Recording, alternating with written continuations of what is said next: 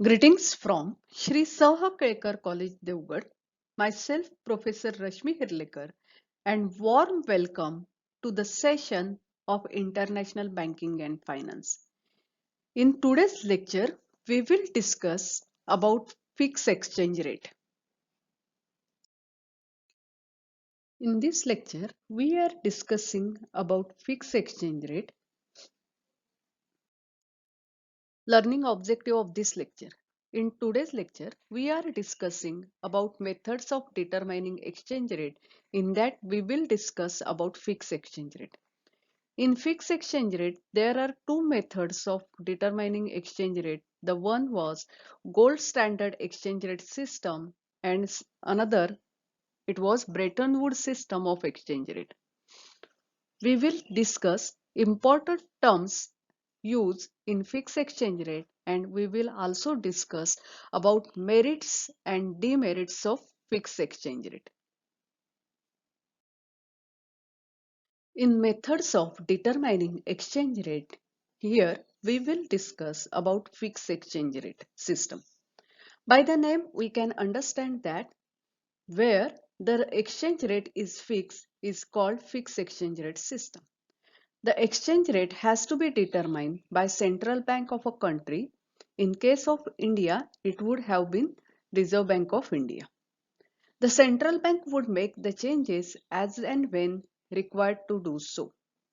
It means if the central bank requires to make changes in fixed exchange rate, then it would either devalue or revalue the exchange rate. विद्यार्थी मित्रांनो, exchange rate determine करण्याची वेगवेगळी methods आहेत. तर त्यातलं पहिलं method जे आहे ते fix exchange rate system. Fix exchange rate system नावावरूनच कळतं की ज्या ठिकाणी एक्सचेंज रेट हा फिक्स आहे. आता हा जो एक्सचेंज रेट फिक्स कोण करत होतं, तर सेंट्रल बँक त्या देशाची जी सेंट्रल बँक असेल, मध्यवर्ती बँक असायची, ती तो एक्सचेंज रेट ठरवायची. सेंट्रल बँकेला जर वाटलं तर म्हणजे आवश्यक वाटलं तर त्या आवश्यकतेनुसार फिक्स एक्सचेंज रेट मध्ये चेंजेस करायची. म्हणजे आणि हे चेंजेस कसे करायचे, तर बाय डिव्हॅल्युइंग और रिव्हॅल्युइंग द करन्सी, म्हणजे त्या देशाच्या करन्सीचं रिव्हॅल्युएशन आणि डिव्हॅल्युएशन करून हे चेंजेस सेंट्रल बँक ऍडजस्ट करायची. आता डिव्हॅल्युएशन आणि रिव्हॅल्युएशन म्हणजे काय हे आपण अगोदरच्या लेक्चरमध्ये बघितलेलं आहे. There are different methods to determine exchange rate under fixed exchange rate system. The first and oldest one is a gold standard system of exchange rate. Gold was considered to be common unit of parity between currencies of two different countries in circulation. म्हणजे fix exchange rate system मध्ये वेगवेगळी methods वापरली गेली. त्यातलं first आणि oldest method जे होतं ते gold standard exchange rate system होतं. यामध्ये सोनं हे कॉमन युनिट ऑफ पॅरिटी म्हणून ठरवलं गेलं. दोन देशांच्या वेगवेगळ्या करन्सी असतात, त्या करन्सीचे मधले एक्सचेंज रेट ठरवण्यासाठी सोन्याच्या स्वरूपात एक्सचेंज रेट ठरवायचे असं ठरलं. म्हणजे प्रत्येक देशात तेवढ्या सोन्याचा दर काय आहे, म्हणजे समजा US असेल तर US मध्ये सोन्याचा दर काय आहे आणि तेवढ्याच सोन्याचा भारतात दर काय आहे, आणि याच्यावरून US आणि इंडिया यांच्या करन्सी मधला विनिमय दर ठरत होता. Each country is required to determine the value of currency in terms of gold. म्हणजे प्रत्येक देशाने आपल्या देशाच्या करन्सीची किंमत ठरवायची इन टर्म्स ऑफ गोल्ड. उदाहरणार्थ, if 1 ounce of gold is equal to $500, म्हणजे US मध्ये 1 अंश सोन्याचा $500 दर आहे. तर याचा अर्थ असा की एका डॉलरची किंमत किती झाली, तर $1 इज इक्वल टू 1/500. म्हणजे एका डॉलरची किंमत 1/500 ही एका डॉलरची किंमत झाली. आता हे अंश हे काय माध्यम आहे, म्हणजे it is a unit of measurement. म्हणजे सोनं चं वजन मोजण्याचे एक माध्यम आहे. 1 ounce is equal to 28.9 gram approximately. म्हणजे 1 अंश सोनं म्हणजे भारतातलं 28.9 ग्रॅम सोनं असं त्या काळात. कारण गोल्ड स्टँडर्ड सिस्टम हे 1870च्या आसपास अस्तित्वात आलेलं होतं. आणि जसं की US डॉलरची किंमत 1/500 इतकी एका डॉलरची किंमत ठरली. सेम वे तेवढ्याच सोन्याची भारतात काय किंमत असेल आणि म्हणजे जी काही किंमत असेल ती किंमत त्याच्यावरून इंडियन रुपीचा दर ठरत होता. आणि अशा प्रकारे डॉलरची किंमत आणि इंडियन रुपीची दर इंडियन रुपयाचा दर या दोघांची तुलना करून एक्सचेंज रेट ठरवला जायचा. So the value of one currency in terms of other currency was fixed considering the gold value of each currency. म्हणजे एका देशाच्या करन्सीचे दुसऱ्या देशाच्या करन्सी बरोबर एक्सचेंज रेट जो का आहे त्याची जी किंमत आहे ती फिक्स केली होती. कुठे? गोल्ड व्हॅल्यूशी फिक्स होती आणि त्यावरून इच करन्सीचा एक्सचेंज रेट ठरायचा. आपण अगोदरच्या स्लाइडमध्ये gold standard exchange rate system विषयी चर्चा केली. Gold standard exchange rate system 1870च्या आसपास अस्तित्वात आलं आणि 1933 पर्यंत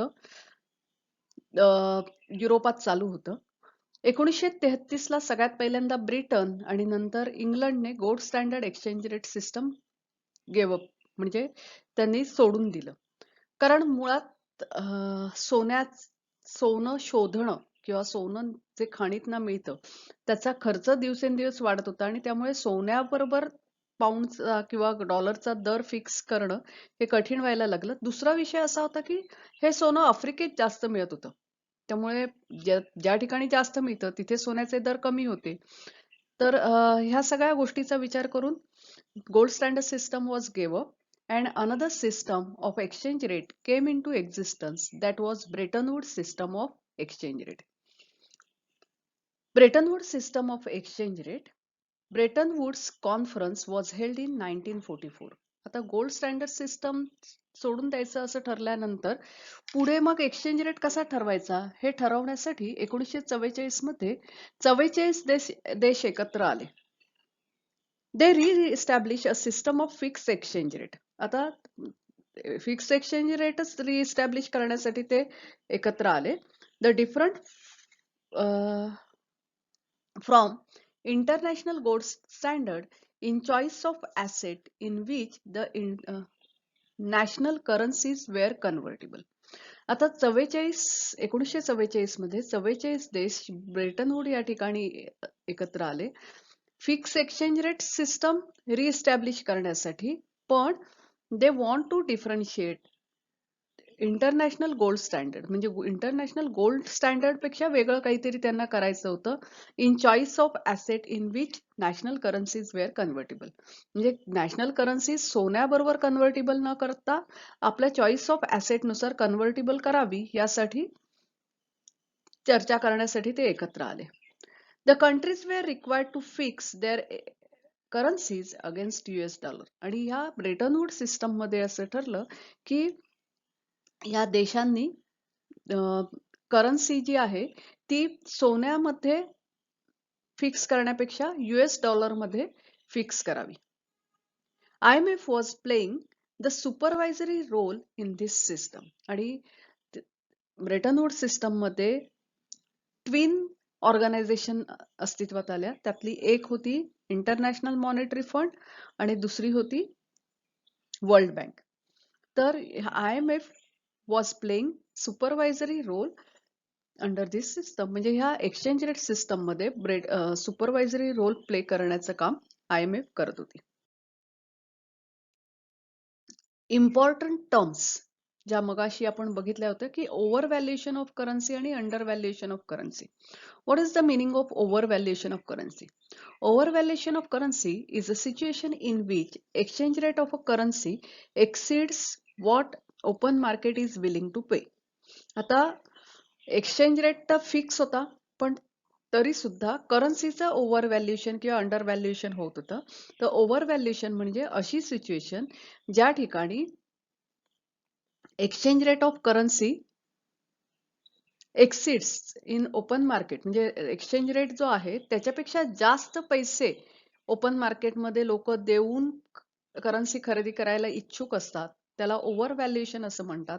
under valuation of currency is a situation in which exchange rate of currency is lower than what is expected in exchange rate. आता अंडर व्हॅल्युएशन म्हणजे एक्सचेंज रेट पेक्षा कमी पैसे देऊन खरेदी करायला लोक तयार असतात, किंवा लोक जास्त पैसे तेवढा एक्सचेंज रेट न देता त्याच्यापेक्षा कमी देऊन आम्ही घेऊ असं त्या म्हणतात. त्याला अंडर व्हॅल्युएशन असं म्हणतात, म्हणजे डिमांड कमी आहे असा त्याचा अर्थ.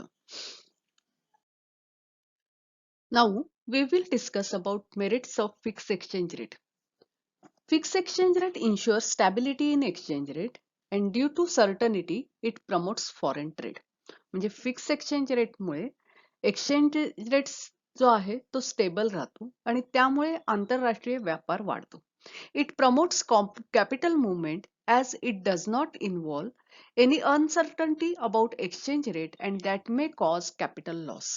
एक्सचेंज रेट फिक्स असल्यामुळे कॅपिटल मूवमेंट वाढते, कारण एक्सचेंज रेटमध्ये कोणताही बदल होणार नाही, कोणतीही अनिश्चितता नसल्यामुळे कॅपिटल लॉस होण्याचे चान्सेस कमी होतात. It prevents the capital outflow. Fix exchange रेटमुळे कॅपिटल आउटफ्लो टाळलं जातं, कारण एक्सचेंज रेट सिस्टम फिक्स आहे आणि त्यामुळे कोणतंही कॅपिटल लॉस होणार नाही याची सर्टनिटी असते. It avoids speculation in foreign exchange market. विद्यार्थी मित्रांनो, फ्लक्च्युएटिंग एक्सचेंज रेट मध्ये एक्सचेंज रेट हा मार्केट फोर्सेसवर ठरतो आणि त्यामुळे जर एखाद्या करन्सीसाठी डिमांड वाढला की त्या करन्सीचा दर वाढतो, त्या करन्सीचा डिमांड कमी झाला करन्सीचा दर कमी होतो, किंवा सप्लाय वाढला तरी करन्सीचा रेट कमी होतो आणि सप्लाय कमी झाला तरी दर वाढतो. हे जे मार्केट फोर्सेस आहेत यामुळे फ्लक्च्युएटिंग एक्सचेंज रेटमध्ये एक्सचेंज रेट स्थिर नसतो आणि त्यामुळे स्पेक्युलेटर्स जे आहेत, जे सट्टेबाज आहेत, त्यांना सट्टेबाजी करण्यासाठी, स्पेक्युलेशन करण्यासाठी खूप मोठा वाव असतो. पण fix exchange rate avoids the speculation of foreign exchange market. Fix exchange rate helps the government to check the inflation. आणि अशा प्रकारे इन्फ्लेशनवर नियंत्रण करणं गव्हर्नमेंटला फिक्स एक्सचेंज रेटमुळे शक्य होतं. Now we will discuss about demerits of fix exchange rate. आता fix exchange rate का गेव अप, म्हणजे का सोडून दिलं, फ्लक्च्युएटिंग एक्सचेंज रेटकडे सगळा जग का वळलं, तर त्याचे काही डिमेरिट्स आहेत.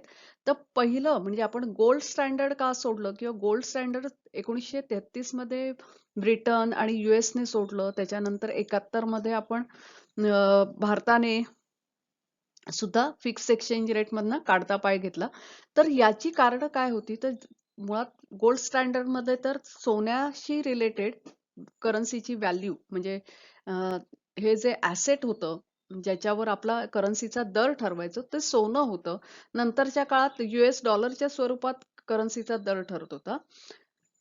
तर हे शक्य नव्हतं. फिक्स एक्सचेंज रेट फिक्स ठेवण्यासाठी it requires the high reserve of gold. सोन्याचे साठे जास्त असणं आवश्यक होतं. Hence it hinders the movement of capital and foreign exchange. आणि त्यामुळे कॅपिटल आणि फॉरेन एक्सचेंज मुवमेंटवर अडथळे आले, कारण सोन्याचे साठे नसतील तर तुम्ही एक्सचेंज रेट स्थिर ठेवू शकत नव्हतात. It discourages the object of having free market. Exchange rate fix असल्यामुळे फ्री मार्केटचा ऑब्जेक्टिव्ह जो आहे तो डिस्करेज केला जात होता, कारण फ्री मार्केट म्हणजे काय, डिमांड फॉर सप्लाय याच्यावर ते सगळं ठरायचं. Fix exchange rate may result in undervaluation और ओव्हर व्हॅल्युएशन ऑफ करन्सी. आपण अंडर व्हॅल्युएशन आणि ओव्हर व्हॅल्युएशन ऑफ करन्सीचा कन्सेप्ट बघितल्या की आपण ठरवलेला जो एक्सचेंज रेट आहे त्या एक्सचेंज रेटच्या किमतीपेक्षा जास्त पैसे देऊन लोक करन्सी खरेदी करायला तयार असतील तर त्याला ओव्हर व्हॅल्युएशन म्हणतात. त्याच्या विरुद्ध स्थिती अंडर व्हॅल्युएशन. तर त्यामुळे फिक्स एक्सचेंज रेट मध्ये ओव्हर व्हॅल्युएशन किंवा अंडर व्हॅल्युएशन ऑफ करन्सी निर्माण होत होती. Fix exchange rate may not be the market equilibrium. It may not म्हणजे फिक्स एक्सचेंज रेटमुळे एक्सचेंज रेट जो मध्ये फिक्स एक्सचेंज रेट मध्ये एक्सचेंज रेट हा मार्केट इक्विलिब्रियम वर ठरत नव्हता. It was fix by central government. Economy following this system difficult to combat the depression. आता depression ही जी परिस्थिती म्हणजे 1930 मध्ये सगळ्यात मोठं ग्रेट डिप्रेशन होतं, जागतिक मंदी जी निर्माण झालेली होती, त्या डिप्रेशन मधनं वर येण्यासाठी फिक्स एक्सचेंज रेट मदत करू शकत नव्हता. So these were demerits of fixed exchange rate, and because of these demerits, the whole world changed to the flexible exchange rate. So thank you for today. Happy learning to you. We will meet again. Thank you.